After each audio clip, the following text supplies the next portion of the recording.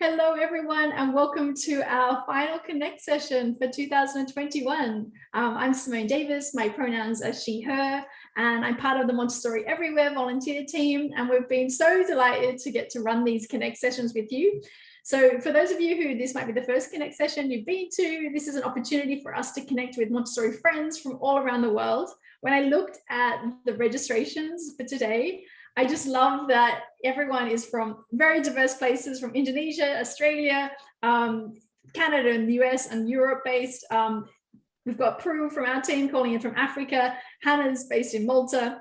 We're all scattered everywhere. So maybe just drop in the chat where you're calling in from. If you're an educator, if you're a parent, a caregiver, different educational organization, or you're just interested in Montessori, let us know where you're calling in from. And for those of you who are new to Montessori Everywhere, this has been a beautiful initiative from the last year and a half. It really is quite young in a way that we got together on Dr. Montessori's 150th birthday in August of 2020, which feels like years ago. Time's a strange thing. And we got to just connect with each other, challenge our practices, and to celebrate. And we want to continue that today. We're going to have a conversation about community. And the beautiful Hannah, I will soon hand it over to her to introduce us. But I wanted to quickly first do a land acknowledgement. And I'm actually calling in from the Netherlands. And whilst we don't have any original settlers of this land, the Dutch were perpetrators of colonial they were perpetrators of colonial settling. And so I benefit from the wealth that was accrued during that time. And I also want to acknowledge the Camaragal people. I grew up in Australia, and I got to benefit from the beauty and the resources of that land. So to acknowledge the past, present, and emerging residents of that tribe as well. So today's event is mostly free. Some of you made a contribution to the Black Montessori Education Fund. Thank you so much to those of you who did.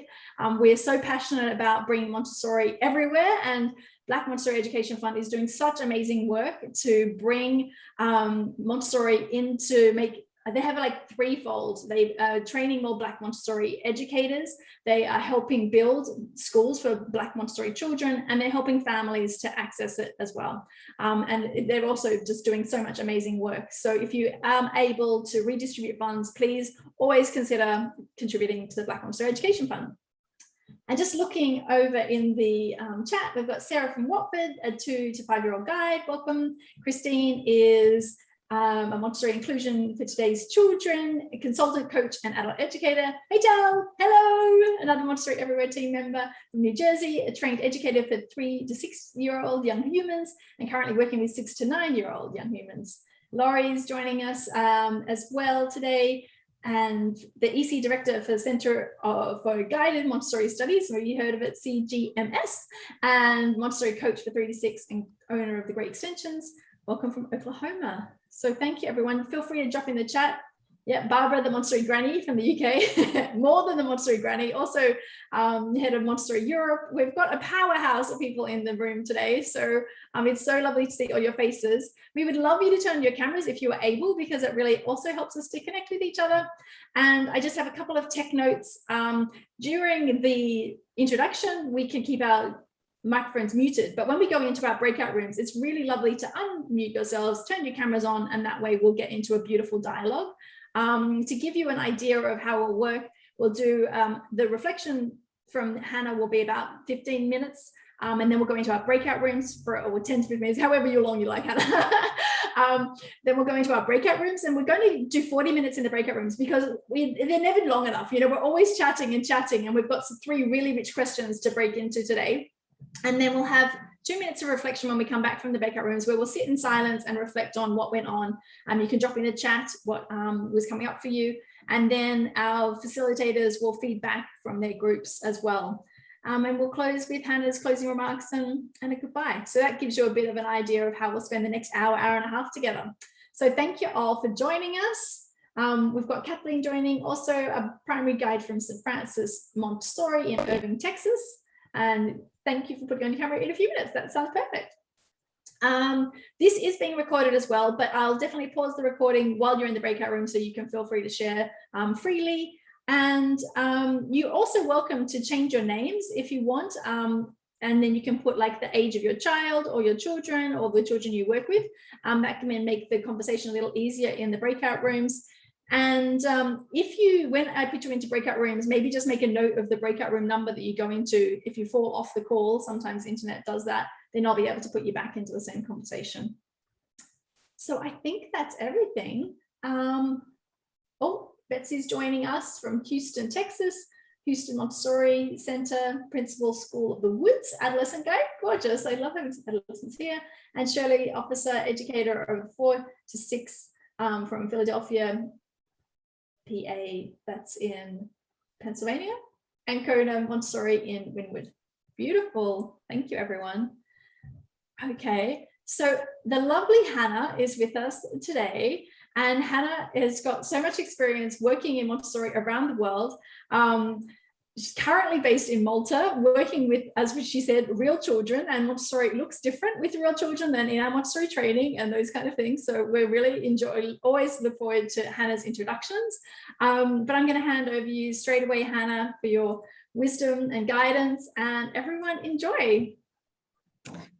Hi, everyone. I'm really happy to be here. I remember when we started this journey, it was almost a year ago.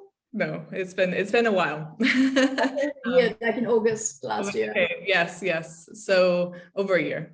We've been reflecting and discussing, and we're finally on this last one about community. We've been looking at the Montessori triad, the triangle, and this idea of community is something that I think is maybe lacking in our description of the triangle, and that community is the heart, but the community is all around. I was presenting the sandpaper globe this week. Didn't look like a proper presentation with children. There was lots of distractions, but we were talking about air and how air is all around us. And I think it's invisible, but it's something we can feel. And when I think about community, it's that same thing. It's all around us. It's invisible, but we can feel it. When we're in a community where we belong, where we feel safe, we can really feel that community. And I'm very happy to be with this community today. It's really lovely to share with you, again, some reflections. And I've really enjoyed reflecting on the panel that we had originally with the Montessori Everywhere that had Corin Clark, Sid Mohandas, Tatinda Machuri, and Regina Luca. So if you didn't get a chance to listen to that panel, I suggest that you go back and revisit it. But today we're going to talk about that idea of community, and what community is to me is it's a place of support, of comfort, of growth, of common beliefs and values. I'm currently living on a small island off of Malta called Gozo, and I haven't made my community yet. I haven't made those real life friends that come with building that community, but the community is with the children that I'm working with. I'm finding community with the teachers. And then I'm finding community with these online communities. I literally am a Montessori island. I'm on an island practicing Montessori, and there's only one other Montessorian on this island with me. But this idea of coming together virtually and sharing and building community and reflecting and challenging our practice is such a beautiful thing. So I want to challenge that idea that community doesn't have to be face-to-face, that community can be a virtual thing as well. Great. So this is a quote that I was very inspired by. And actually, this is the quote of that we use for our collaborative Montessori, which is my consultancy business that I'm running with colleagues from teacher training communities in England, and one of my colleagues is here today, Sarah. This idea of when we think about these big tasks, it's not the individuals, but communities that make changes. In order to be able to accomplish their work, communities have to understand each other, and in order to coordinate their work, they have to understand those ideas which individuals or communities have put forward. So it's all about that working together, that collaboration, that coming together to build that community. And some of these photos that I'm using are from the Montessori Facebook group, and I want to thank them for all their hard work in archiving some of Montessori's photos. Right. So I'm going to start off in a little bit philosophy because that's a great way to start, a great place to begin. Montessori talked about these human tendencies, right? And one of those human tendencies is that idea of gregariousness, of communication. And some of those sensitive periods that we often talk about in the 0 to 6 is that idea of the sensitivity to social aspects of life. The children that I'm seeing in the classroom, and like Simone mentioned, I'm back in the classroom. I've been training adults for many, many years, and now I'm back in the classroom working with children. And more than ever, they need this socialization. You know, after these years of COVID and being in quarantine and being isolated from community, they want to share, they want to be a part of the community. And human beings, we are naturally gregarious. We naturally want to have this community. We want to be part of something greater than ourselves. We want to be social. We want to be able to communicate. We want to learn how to be part of a group. And these children are learning how to be part of a group. They're learning how to negotiate. They're learning how to share. They're learning how to take turns. All of those things that help them in society to be able to work and to function as a group, right? That idea of belonging. We want to be part of social life. We want to find a place to belong. We want to find the people that will help us belong, right? And the children in our care right now, the children need these opportunities to socialize. And I've been to many classrooms where children maybe aren't allowed to socialize in the same way. They have to work very individually. They have to work on their mats. They're not allowed to socialize in a more informal way. And I encourage you to allow children to have those opportunities to socialize. It is so important now, and it's important for those adults as well to have those opportunities to socialize. So these human tendencies, these ideas that we're born with, they're intrinsic to all human beings, naturally gives us a sense, a need for community, right? So it's not even just a want, but it's that need for community. It's a need for belonging. This is a picture of my nephew who is not consenting to having leaves thrown on him, but this idea of freedom with responsibility. And you know, when we talk about Montessori, we talk a lot about, you know, developing that individual, developing that independence of the individual by allowing those freedoms. And within freedoms, you know, the freedom to participate, the freedom not to participate, the freedom to play, to learn, to engage, to not learn, to the freedom to move, all of those things that we allow our children to have within our Montessori environments, which makes it quite unique, come with a responsibility. And when we think about these responsibilities, it is the responsibility we have for others, right? The responsibility and the care we have for others to allow them to learn, to engage, to develop as well as ourselves. So we go from that individual and we move towards that responsibility for the community. When we work with children, and again, I'm a specialist in the early years, but I think this is also very applicable to the adolescence years as well as middle school and primary school. We need to allow children to learn how to hold space for others. So they can't monopolize the whole situation, that they need to actually give room for others to communicate, for others to be engaged, and for others to be involved in something greater than themselves. They need to learn to express themselves, but then also allow others to do the same. We need to help them to learn to listen, right? That respect for others, respect for listening to other viewpoints, listening and responding and engaging and communicating is what makes an effective community. We need to teach children of today to use their privilege for good, right? Because there's a responsibility that comes from having freedoms. There is a responsibility that comes from having the luxury of going to a Montessori school, right? That they need to use these responsibilities for good, that respect that we have in children, and to understand their cosmic task. And how I view cosmic task is our own relationship with the world, with the community. It's what we can contribute to the world. It's what we can contribute to the environments that we are in. So whether it's the microenvironments, our family, or a little larger environments of the classroom or the school or the city that we live in or the world, we're giving them an opportunity to explore what that task is, right? What their purpose is and how they can contribute. I'm currently working in a school that's transitioning from a traditional school into a Montessori school.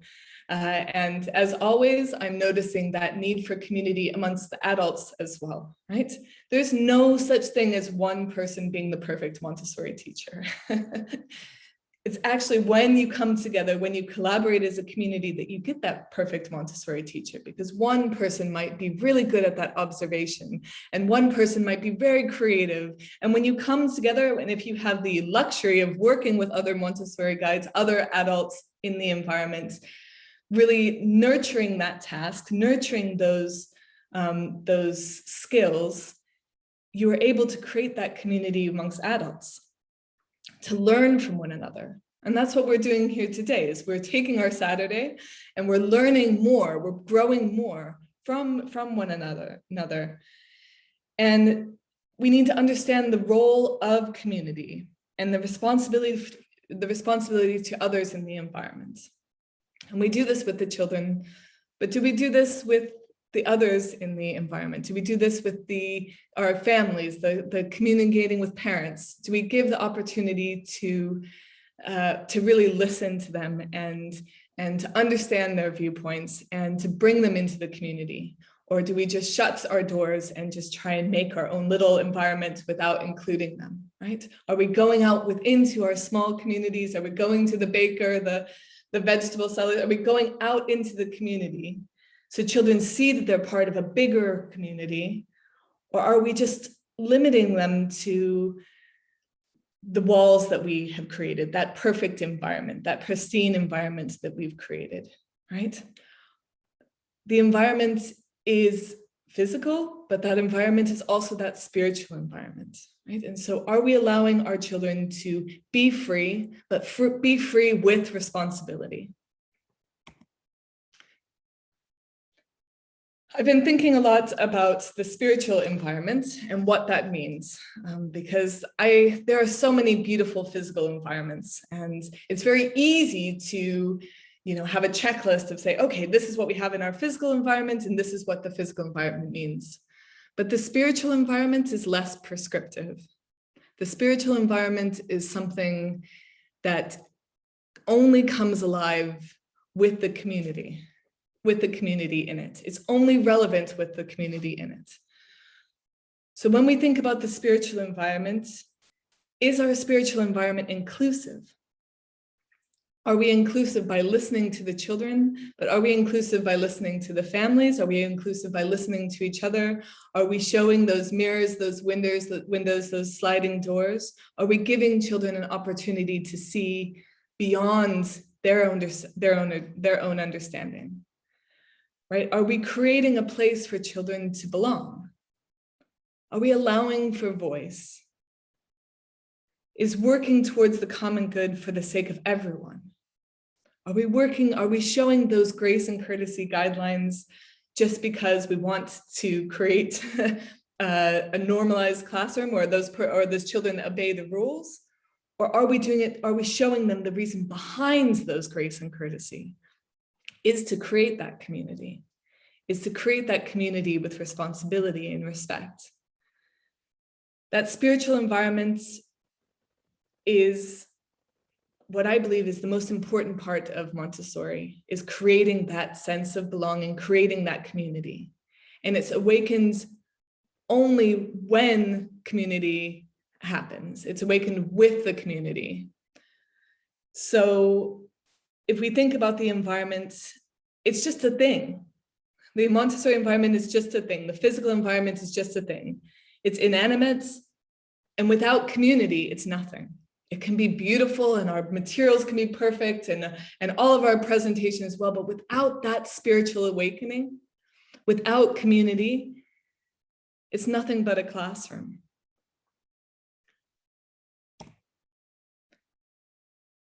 This is something that I'm very passionate about, and I'm very glad that this is one of the questions we'll be discussing today, is that idea of justice within our community. Injustice is everywhere.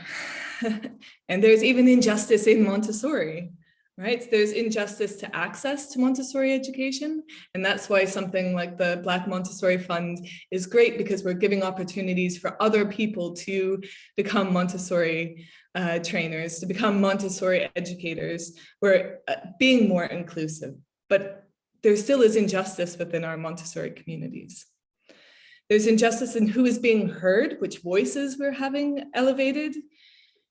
And without justice, Montessori says herself, without justice, there will be no peace. So if we want to create those peaceful environments, if we want to create children who are part of a peaceful community, if we want to reflect on what it means to be a part of something bigger than ourselves, we need to look at those injustices. We need to address those injustices. Montessori says children are instruments for peace. And I know this is something we all believe, right? That the children, watching a child show empathy to a friend, watching children communicate and collaborate, and although that there's some arguments, that together there's this understanding, there's those beautiful moments where we do see peace. But we need to work together to fight these injustices and highlight what is wrong. We need to reflect, we need to question, we need to create safe space for discussion. We need to challenge ourselves and we need to evolve. And I think sometimes Montessorians, we do a lot of talking amongst ourselves and we say, oh, Montessori is the right way and this is the way we should do it. And you know, this is the philosophy and everyone who's doing anything else is not doing it right.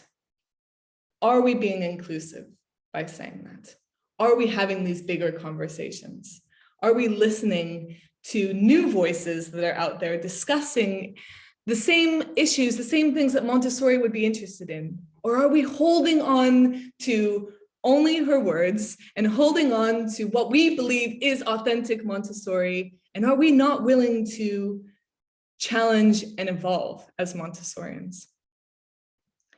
Not for ourselves, because it's actually hard to change. It's not easy to change. It's easy to just keep up with those same practices, but for the community, for the children, for the future.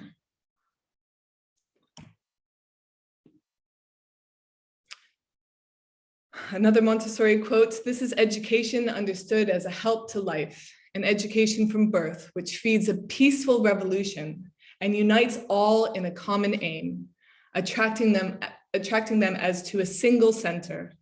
Mothers, fathers, politicians, all must combine in their respect and help for this delicate work of formation, which the little child carries on in the depth of a profound psychological mystery under the tutelage of an inner guide. This is the bright new hope for mankind." So again, here Montessori is talking about coming together, uniting, being part of that community. And it's only when we come together that change will happen, right? And it's only when we come together to fight injustice that we will achieve this peace. So I've had some lovely conversations through these past four conversations, and I always like to end with something a little bit challenging, because I think challenging is where we grow and we learn and we develop. And so this idea of common unity. As Montessorians, we share something in common, right? We have these Montessori values, these principles which she has given us. We have a belief in what education should be. But I don't believe we are coming together entirely united. I actually think that in the Montessori community, we continue to work in our little silos. We are very fascinated with the idea of what training we had and what we hold true. And instead of really having discussions, we're saying, where did you do your training? Or in our school, we're only looking for these type of people that are trained here at this type of center. But we're not offering that a chance to grow from a larger view, from that community, from that unity. We have something in common. We have these values, these shared goals, but are we achieving that unity? Because community are these two words put together, right? Our common goals and our unities. We argue about what is authentic Montessori, but we don't come together enough to learn from each other and what we can do better. And it's environments like this that are beautiful and wonderful and that give an opportunity for people from all over, from different training centers to come and to share and to learn, right? Because before, and I think the internet has actually helped us create this community, because before we only knew what our albums said. We only knew what our trainers told us. We only knew the small community, the small Montessori community that we were familiar with. But coming together through something like this is creating that bigger community. And when we started with 500 participants at this event, and I remember being terrified. I said, how can I guide these 500 participants? I don't know anything, I can't believe this. And now we've gone to a very smaller number, but that's okay, because the community ebbs and flows. The community evolves and grows, and we can learn from one person or we can learn from 500 people. So I encourage you to come together, to really learn and accept and think about other points of view. Because if we want the children to do this, we also need to be able to do this.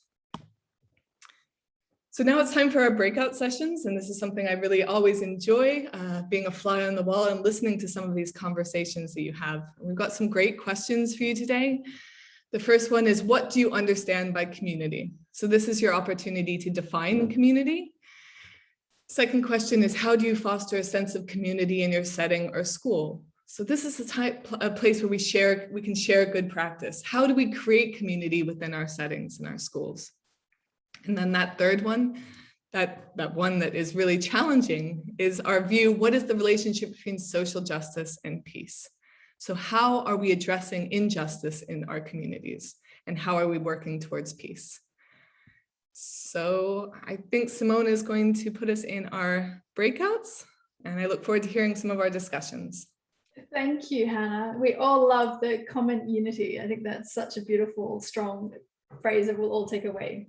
Thank you for that introduction. And yes, everyone turn on your cameras now. Time to unmute yourselves, and I'm going to put you into your breakout rooms. Again, note down which room you are in case you fall out of the conversation. I can put you back. Thank you for turning on your cameras, everyone. That's great. All right, I'm going to open our rooms, and I'll see you in 40 minutes. Have fun.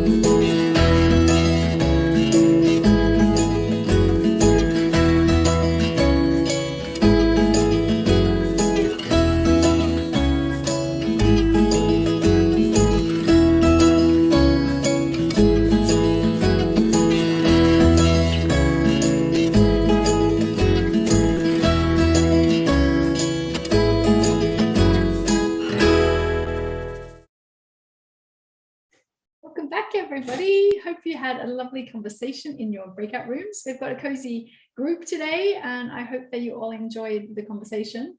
I might call on either Prue or Barbara. Would you like to start with your room? Prue has agreed to feedback because I know she can do it in such a gracious way. So over to you, Prue. Let's see if we can unmute Prue. Thank you, Barbara, for giving me the chance to do it. So we had amazingly rich conversation in our room. It was really, really self-provoking, yes. We spoke about understanding of the community. Well, first, and I had in the room, Barbara, myself, and Francois. I don't know how that name is pronounced, or please excuse me. Pardon me. But Francois, okay. And then we had Martha, and we had Naya, we had Rita and Kathleen. And then we had very rich conversation about the community, community being everyone, bringing everyone together, different people with different backgrounds, different that different gifts and talents coming together to share and to join together to use the talents to foster a community to help the children. We also had contributions of our community being overlapped, like we have the 3 to 6 and the 6 to 12, and then externally away from the Montessori community. So our community overlaps from within and outside of the classroom to outside of the school community. We had contributions about inclusive, like our community, we're very diverse people, but we're inclusive. Our community means that even though we are diverse, we're inclusive in what we do.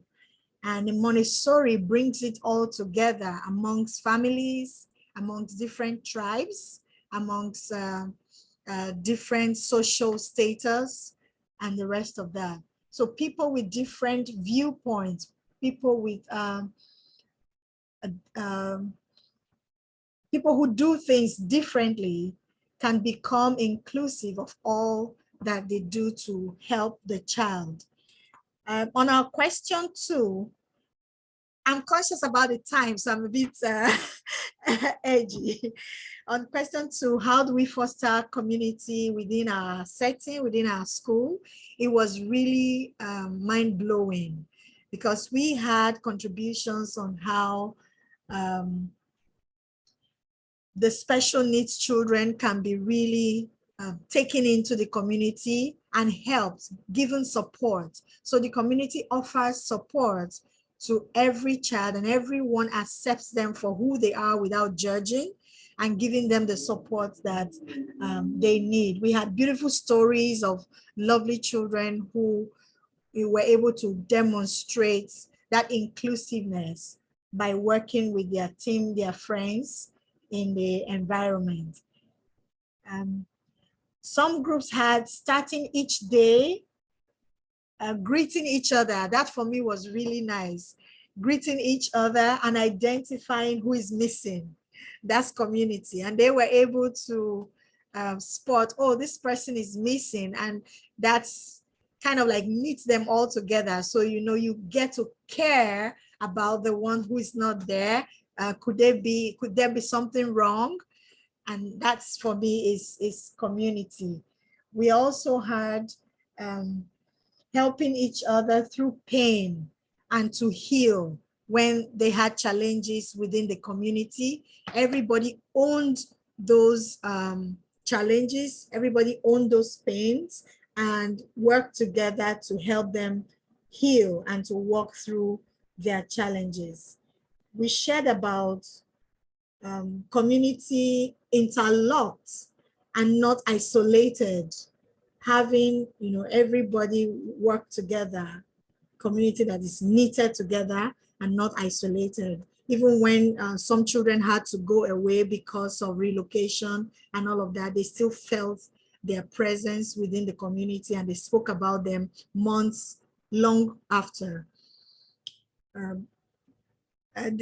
Francois told us a story of how a young Chinese boy was in the midst of the Haitians, and that was for me a very beautiful story of how he didn't have language, the common language, and the children had to work with him to include him in the community. He would follow her around and share her food and all of that, and she had to plan to feed him.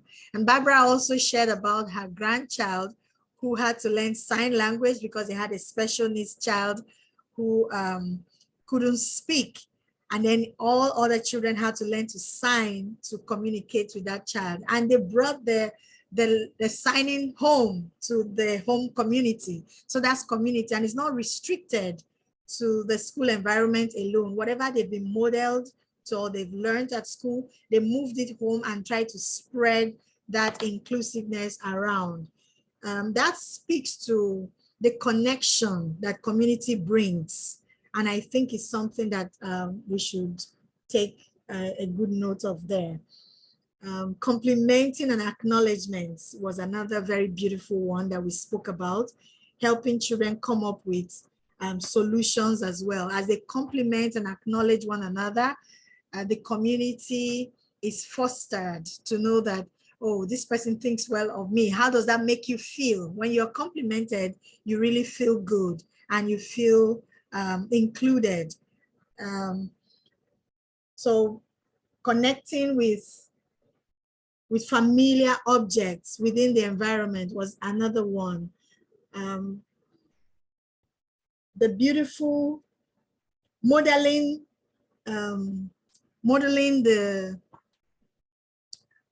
the connects, like you let the children connect with the objects, even when you're speaking language, like Francois spoke about giving the sound game lesson where she would connect with items that the children are familiar with, and then they could relate just because the items were familiar and they were not abstract. The children had more social inclusiveness because of those experiences. I'm taking too much time now, I'm almost done.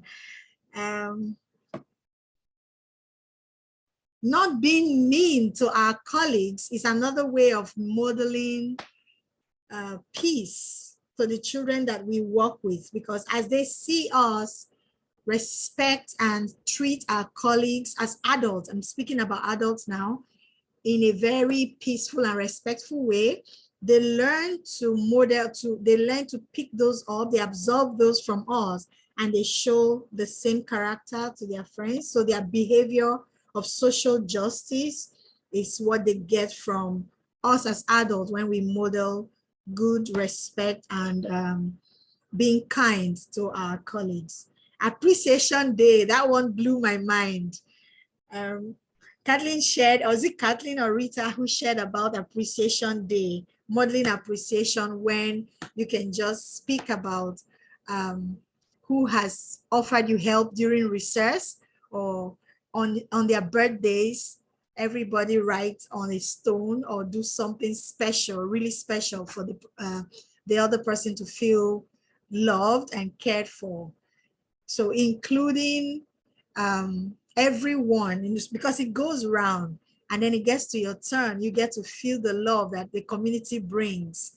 It can really be deep. And I don't know if Barbara has something else to add. That was beautiful. I think I covered maybe 80%. Definitely. Thank you so much, Prue, for summarizing your room. And we'll hand over to Sarah or Christine. Would you like to take it away? Yes, thank you. Oh, Prue, wow, so many beautiful examples that you shared from your group. That's really lovely. We had an interesting discussion, just like you did, talking about what community was for us. And Betsy from our group contributed this idea about concentric circles with ourselves and our family, and then the classroom, and then communal spaces in the school, and then the school in general, and then the town, and then a global, and how all of these circles, you know, fit with each other. And Kathleen, as you've just commented in the chat, that the impact of something in one of those circles, you know, can be felt all the way through, and how community is a space for working and learning together, a space for respecting each other, a space for acceptance. We had lots of discussion about how to create community, like you did, Prue, with lots of those nice examples. One of the members of our group was talking about the fact that some of the children are challenging at the moment, with behaviours which are perhaps a little bit privileged or a little bit selfish. And, you know, how do we start to address that, and how do we really build that sense of community and relationship? And through the rest of the discussion, lots of ideas started to come up about the importance of listening and observing, and about discussing, and about the value of books and experiences. And at the end, Laurie shared with us some ideas about random acts of kindness, helping children to see that there is something that they could do which would be for the benefit of one other person, or maybe the benefit of lots of other people, so that it's through the meaningful work that children have the opportunity to build that experience of community. And there was a discussion about interdependency and impact, and helping children to see that, you know, to see how their act can have an impact somewhere else, and, you know, what that impact might be, and how that might influence both them and others, and about learning to make judgments, and how making a decision might feel right to ourselves, but then you start to see the impact of that decision on others in the group, and then thinking about, you know, what that decision really is, so that our community is a safe place to explore and experiment, as Hannah mentioned, and to make mistakes and to learn, and through the role modeling of vertical grouping, how other children can see all of those things, and that supports them to then be able to move forward. One of the really nice questions came out was asking children to think about how they could help each other to be successful in the classroom, and about learning social and emotional skills, and about the classroom being a place where children can express their emotions. And sometimes those emotions might not be easy emotions, but how can they be expressed, and how can other people see those emotions and understand the place that they might come from, so that we can start to be tolerant. So there were experiences of children with specific learning needs or specific challenges, and how do they get incorporated in a group? There was a lovely comment about thinking about social justice and peace, and how the very first thing is we have to deal with ourselves. We have to check in. We have to look at our own biases. We have to really explore that implicit bias, because change can only happen if we do that for ourselves first, and then we can start to model and experience that. And this idea about being acceptable, adaptable and humble, that we don't have all the answers, that we aren't everything ourselves, but we're on our own journey, and through our journey and through the journey of the people around us, we can start to see the things that are happening in our environment, and we can start to address those, and doing it as best as we can. We had two members of our group who focused much more on the toddlers and babies, and recognizing the importance of the work that they do in bringing children opportunities without bias. So at the very beginning, they have this opportunity to have the least amount of bias, and the opportunity for the greatest amount of tolerance, because if we can do that with the under threes, I see Simone nodding her head furiously at that moment, but that's the ground for everything that comes afterwards. So you know, the work that the people do in the infant toddler communities is so significant for the work that every one of us will do with the children as they come to us later on. That's just a sort of small bit. Safe spaces, learning that I'm a valuable human being myself, that I have something to offer. You know, if we have that sense of belonging and sense of confidence and self-esteem, then we're in a position to be able to look at the social injustice that's happening and think about how we can work towards peace, because we're in a good place ourselves. We had a very valuable thing about sleep, making sure that we sleep well. Betsy was saying how the teenagers, the adolescents in her group, one of the noticeable changes since COVID, or as the returns from COVID, is how sleep is a real challenge. And if we're not the best versions of ourselves, then really what are we able to do in our environments? Beautiful. Thank you so much. What rich conversations. And thank you, everyone. Hannah, did you want to have a closing response from your visits to those rooms as well, and those conversations? I think everything is summed up for that. I think it was a very beautiful, a beautiful discussion. I enjoyed being a fly on the wall and listening to some of those things. But I do have a final reflection. I won't keep you much longer. I know it is a Saturday and you want to spend time with your families, your smaller communities. But I wanted to end with something that I've done for every session, which has been a visualization to conclude, to bring us in community, to think about some of these things. So if you'd like to close your eyes, you're welcome to. Today is World Children's Day, and I think it's a great way to think about that community. What world do you want to live in? What world do you want to create for our children? How will you help build community?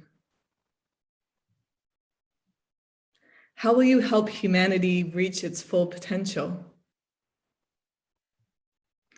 How will you encourage, create, contribute, and make space in community? How do you see your cosmic task in contributing to peace and contributing to humanity? One of my heroes, Jane Goodall, says, every day we make an impact and we have a choice what impact we make. I want to just thank you. I want to thank Montessori Everywhere for the privilege of inviting me to be a guide for these 4 sessions. You have forced me in a way to reflect on some of these things.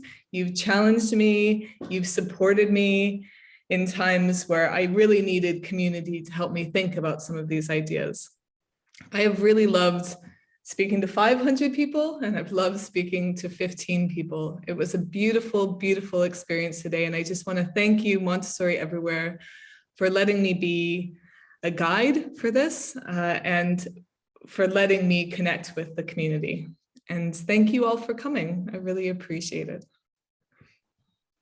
Well, Hannah, we are so grateful that you have been our guide. Thank you to you for volunteering your beautiful time to prepare those beautiful meditations for us. I'm going to miss them, but I'll post the recording so we can actually always come back to them, because I really needed that little what are we doing this for push today. So thank you. And thank you to all of the facilitators who have also volunteered their time, to Barbara, who has got all of our connect.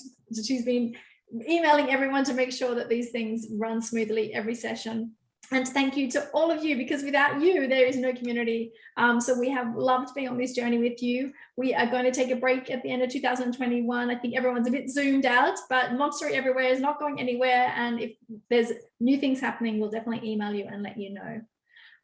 So I think that's it. Thank you all for being part of this lovely Connect session. Thank you to all of the beautiful messages in the chat. Kathleen says, thank you so much for this space and community. Seeds are being sown. Laurie says, a wonderful community. Betsy says, thank you. Francoise, thank you for this refreshing conversation. Sarah, thank you, Montessori Everywhere, for providing a space for unity. Shirley, thank you all very much. And Paula, thank you very much. You're absolutely welcome. Also, one thing that's not quite over yet is the Earth Project. So we will be reporting back on all of the beautiful Earth projects. We've connected 200 schools around the planet to see what beautiful changes we're all making. So I think mid-January, we will be hearing from all of the schools and families on their projects. So watch this space. All right, everyone, feel free to unmute yourselves to say goodbye, and we'll see you sometime really soon. Much love from Montessori Everywhere. Bye, everyone. And thank you, Simone, for making all this possible. My pleasure. Thank you, everyone. Thank you, Simone. Thank you. Thank you. Thank It you. was really nice Thank you for the attending all inspiration. sessions.